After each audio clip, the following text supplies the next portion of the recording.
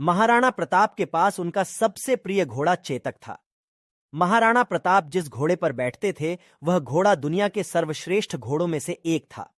ऐसा कहा जाता है कि महाराणा प्रताप तब 72 किलो का कवच पहनकर 81 किलो का भाला अपने हाथ में रखते थे। भाला, कवच और ढाल तलवार का वजन कुल मिलाकर 208 किलो था। राणा 208 किलो वजन के साथ युद्ध के मैदान में उतरते थे।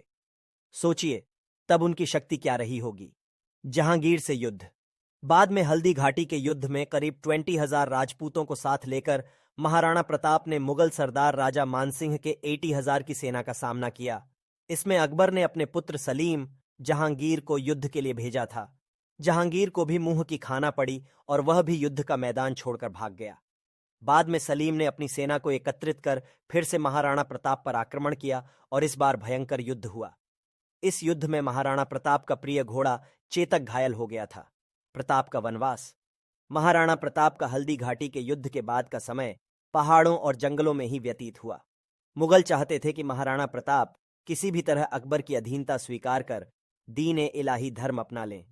इसके लिए उन्होंने महाराणा प्रताप तक कई प्रलोभन संदेश भी भिजवाए, लेकिन महाराणा प्रताप अपने निश्चय पर अडिग रहे।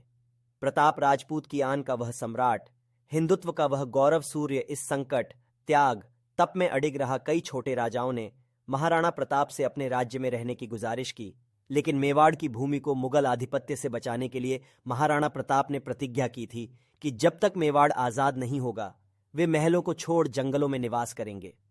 स्वादिष्ट भोजन को त्याग, कंदमूल और फलों से ही पेट भरेंगे, लेकिन अकबर का आधिपत्य कभी स्वीकार नहीं करेंगे। जंगल में रहकर ही महाराणा प्रताप ने भीलों की शक्ति को पहचान कर छापामार युद्ध पद्धति से अनेक बार मुगल सेना को कठिनाइयों में डाला था। प्रताप साधन सीमित होने पर भी दुश्मन के सामने सिर नहीं झुकाया। चित्तौड़ को छोड़कर महाराणा ने अपने समस्त दुर्गों का शत्रु से पूर्ण उद्धार कर लिया। उदयपुर को उन्होंने अपनी राजधानी बनाया। विचलित मुगलिया सेना के घटते प्रभाव और अपनी आत्मशक्ति के बूते महाराणा ने चित्तौड़गढ़ व मांडलगढ़ के अलावा संपूर्ण मेवाड़ पर अपना राज्य पुनः स्थापित कर लिया।